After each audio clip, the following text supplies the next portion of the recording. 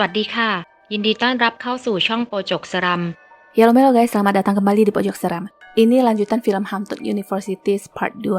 Hayu kita mulai.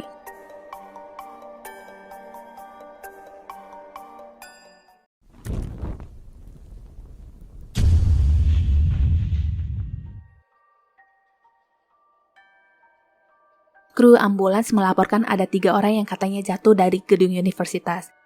Dari ketiganya, satu terluka parah, satunya belum sadarkan diri, dan satunya lagi ngoceh nggak jelas seperti orang sakit jiwa. Ada pula seorang pria yang ditemukan tewas di dalam toilet wanita, dan indikasi kematian sendiri karena tembakan pistol ke arah mulut. Di pertengahan jalan, mobil ambulans malah menabrak orang yang langsung mati di tempat. Petugas yang bernama Muai ini menelpon temannya dengan mengatakan mengalami kejadian yang aneh, di mana dalam satu malam mereka mengantarkan 2 mayat sekaligus. Tak jauh dari sana terlihat ada seorang gadis yang sedang duduk sendirian dan meminta tolong kepada Muai. Gadis itu pun lalu diangkut ke dalam mobil ambulans. Diceritakan sebelumnya, dulu sewaktu ospek penerimaan mahasiswa baru, gadis yang bernama Nok Noi disindir habis oleh seniornya yang bernama Kia karena Nok Noi adalah keturunan dari jenderal yang membantai habis mahasiswa yang membelot di tahun 1976. Nok Noi tidak tinggal diam dan menjawab intinya apapun itu, masa lalu tetaplah masa lalu yang tidak bisa dipertanggungjawabkan sekarang, apalagi oleh keturunannya. Di samping itu tidak ada bukti atas semua penembakan tersebut. Kiat lalu menyuruh semua orang untuk ikut dengannya dan melihat sendiri bercak darah tembakan yang bahkan sampai sekarang masih ada. Di depan lift, Nok Noi langsung didorong masuk sewaktu pintu lift terbuka. Sebuah keanehan berlanjut di mana pintu lift terbuka hanya sedikit di lantai lain yang terlihat sangat gelap. Ada tetesan darah yang melayang ke wajah Nok Noi dan lama-lama dari dinding itu menyemburkan darah yang sangat banyak. Ternyata yang tadi itu hanyalah ilusinya saja karena sebenarnya Nok Noi sedang pingsan di depan lift. Besoknya, Nok Noi merasa terus melihat sosok seorang pria yang entah manusia atau hantu. Suatu saat, Nok Noi menggunakan lift sendirian dan dia kembali berhalusinasi melihat banyaknya darah yang menempel di dinding. Di lantai sendiri, banyak mayat yang sudah berceceran dengan kondisi yang mengenaskan. Setelah itu muncul sesosok hantu yang bertanya tentang keberadaan temannya yang bernama Panu. Lift lalu terbuka di sebuah lantai yang terlihat kacau. Terdengar tembakan berkali-kali dan mahasiswa yang berlarian. Ini adalah saat-saat di mana Nok Noi dibawa kembali ke masa lalu untuk menyaksikan apa yang terjadi saat itu. Seorang prajurit menembaki orang-orang dan sepasang kekasih terpisah di depan lift. Mahasiswa yang berada di lift pun tidak luput dari tembakan dan semuanya tewas seketika di lantai berikutnya. Nah, sekarang ceritanya Nok Noi ingin mempertemukan kembali 2 sejoli hantu tersebut sebelum lift kampus diperbarui. Gak taunya, Nok Noi sendiri juga adalah hantu yang terbukti dari lenyapnya dia. Kenyataannya para kru ambulans ini juga sudah tahu, hanya saja tetap menuruti keinginan Moi untuk mengantarkannya ke depan gedung kampus. Matinya Nok Noi juga karena ketabrak mobil tapi bukan oleh mobil ambulans mereka.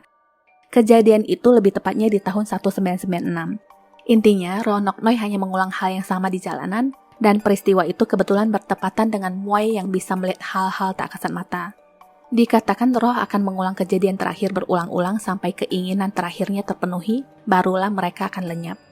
Keinginan Nok Noi tak lain adalah dia ingin mempertemukan sepasang kekasih bernama Panu dan Saji. Sekarang keinginannya pun menjadi nyata. Ini adalah cerita tentang Muai. Dia mengaku bisa berkomunikasi dengan roh. Ceritanya dulu, temannya yang bernama Sa pernah chattingan dengan pria psikopat yang mengancam akan menghabisinya hasil dari saling menghina saat chat. Sekilas, Muai melihat ada gambaran tentang temannya ini yang bersimbah darah, tapi dia tidak mengatakan apa-apa. Setelah itu, Sa berencana ingin pergi yang katanya sekedar ingin mencari makan. Setelah Sa pergi, terlihat ada seseorang yang mengintipnya, dan tak lama setelah itu, seseorang menggedor pintu kamar. Muai membuka pintu tanpa rasa curiga dan di sana berdiri seorang pria berkacamata. Cerita kembali ke Sa. Setelah cemal-cemil di sebuah warung, rencananya dia akan pulang memakai angkot. Tak berapa lama 3 berandal datang untuk menggodanya.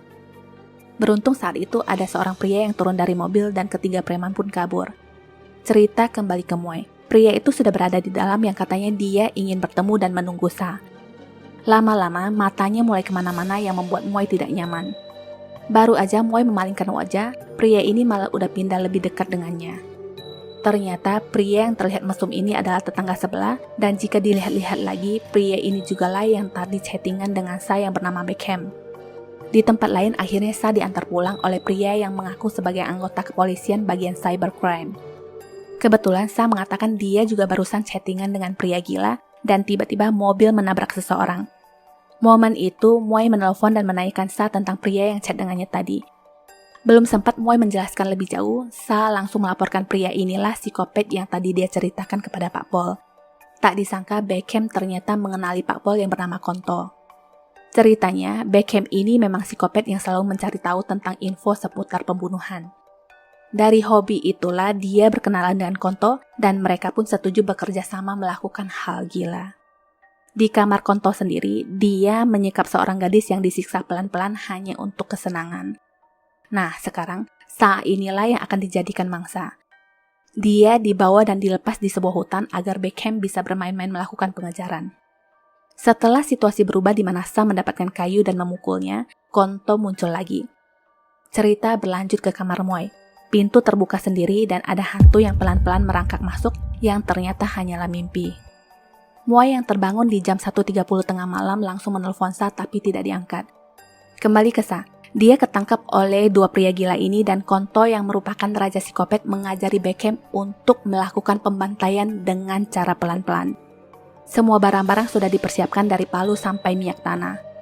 Sa dihantam palu sampai kelayangan tapi dia masih berusaha untuk kabur. Dalam keadaan seperti ini, Sa dengan gampangnya diseret dan dilecehkan sebelum dihabisi. Singkat cerita, Sa pun tewas di tangan Beckham. Proses itu direkam oleh Konto dan setelah itu, Sa yang sebenarnya belum benar-benar mati dibuang ke sungai begitu saja. Moy terus menghubungi Sa yang sudah pasti sia-sia. Setelah itu, Konto menanyakan kepada Beckham apakah ada yang tahu tentang hal ini dan sekarang mereka mengincar Moy. Baru saja mereka ingin membuka pintu kamar Moy, terdengar suara ketukan dan badan yang seperti diseret-seret menaiki tangga. Ternyata ada sosok hantu yang menampakkan diri di depan mereka, dan di saat Moy membuka pintu kamar, sudah tidak ada siapa-siapa kecuali sebungkus makanan yang tergantung di pegangan pintu. Sebelumnya, kedua orang gila itu lari sampai ketakutan karena melihat hantu perempuan yang baru saja mereka habisi. Moy mengakui sampai sekarang pun dia masih bisa berkomunikasi dengan Sa, dan sekarang katanya Sa akan pamit pergi. Di tempat lain, dua orang gila ini menawari tumpangan kepada seorang gadis di mana mereka tidak menyadari itu adalah hantu Sa. Tamat. ขอบคุณที่รับชมช่องของเรานะคะ ถ้าชอบอย่าลืมกดไลค์ กดติดตาม และแชร์หนังเรื่องต่อไปของเรานะคะ ขอบคุณค่ะ Sampai jumpa.